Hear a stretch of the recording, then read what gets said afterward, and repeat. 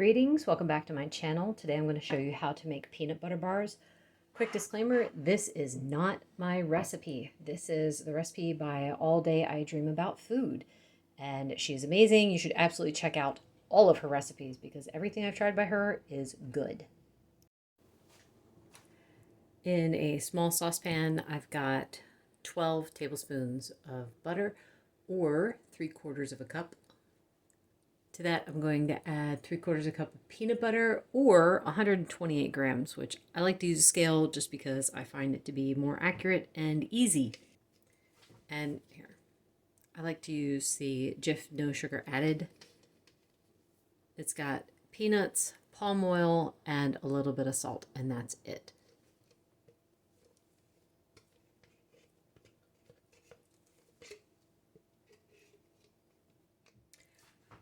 Now I'm going to heat this over low heat while I get the rest of my ingredients together. I'm going to add, let's see, this is powdered bogus wheat. I'm going to add 4 tablespoons, about 4 tablespoons. You can add more if you want. I just don't like mine overly sweet. The original recipe calls for a 1/2 cup.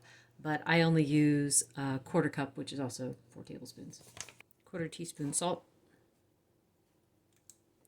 And I'm going to set this aside until everything is melted.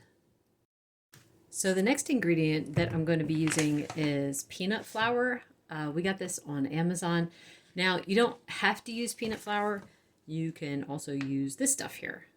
But make sure that when you check it out that it only says peanut powder, because often they'll have flavorings or some other additives or even like a sweetener or whatever. If you do go that route, you would have to decrease the amount of sweetener that you use. But I have used this for this recipe and it works fine. I just happen to prefer the peanut flour. And come on, these guys are great. Look, please don't look under the bag.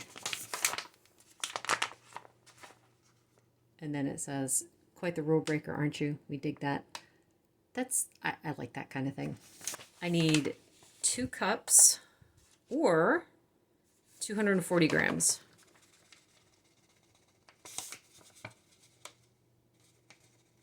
And we're going to set that aside until I'm ready for it. Almost there. The house smells so good right now.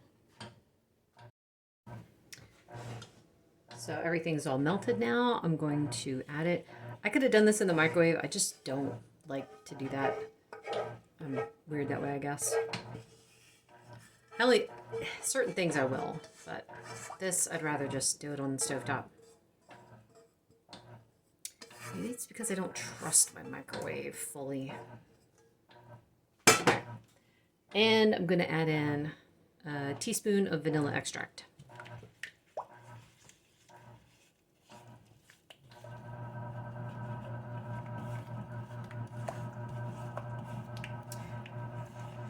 You can hear the bread machine going in the background.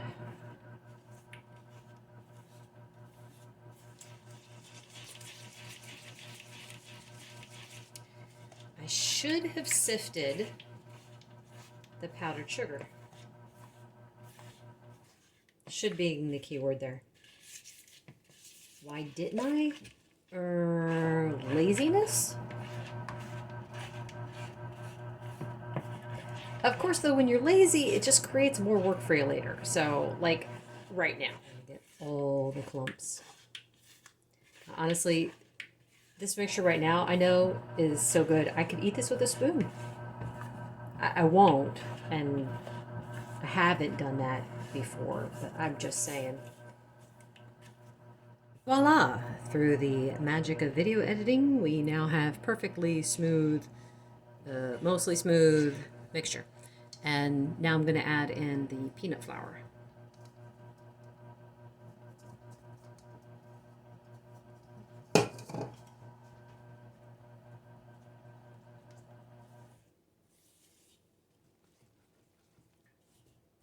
Oh my word. Yeah, it's like trying to mix cookie dough. But that means you did it right.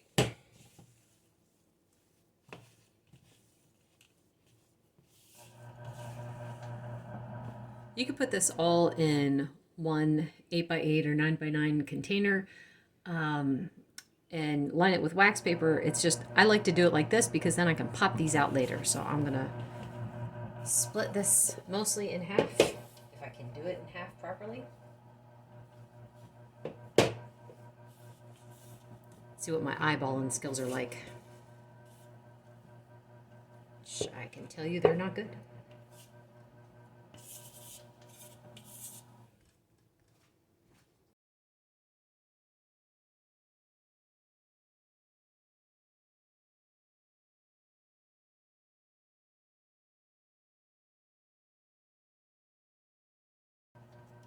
That looks pretty even, but I can tell you this right now.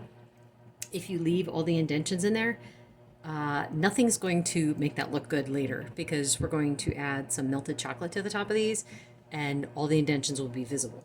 So, try to flatten those out some.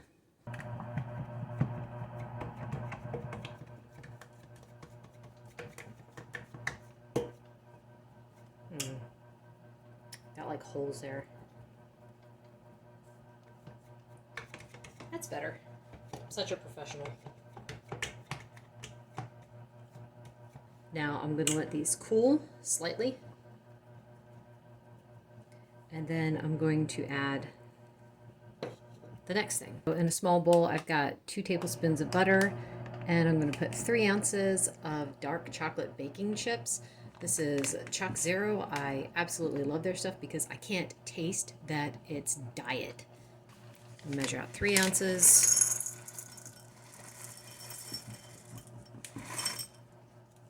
I'm going to melt this in the microwave in about 20 to 30-second bursts until it's all done. So I did 15 seconds, gave it a stir, another 15 seconds, and it's almost completely done. There's a stubborn piece of butter there that doesn't want to melt. Try to evenly divide it between the two.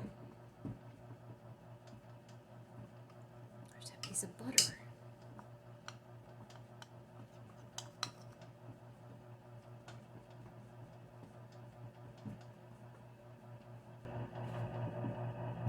And just spread.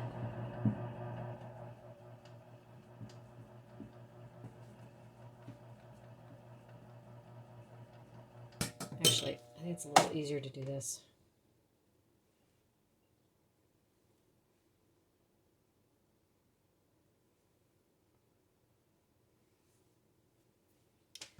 And that's that. These, I'm going to cover them with some saran wrap and stick them in the freezer until they are hardened. That's going to be, my freezer, maybe 2 to 3 hours. Well, I was going to put this in the freezer, but my freezer was too full and I was too lazy to clean it out. So I put it in the fridge for 2 hours and it just comes right out. So now just to cut them up. Actually, it's a lot easier to cut them up too if they're just in the fridge. And I cut these small, super small, because I feel like this is better to have them nice and small rather than big chunks, because I know how my family eats.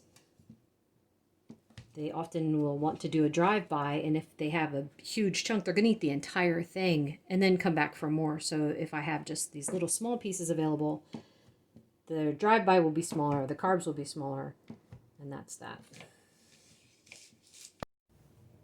Money shot. So the question is, how do they taste? Well, let's see.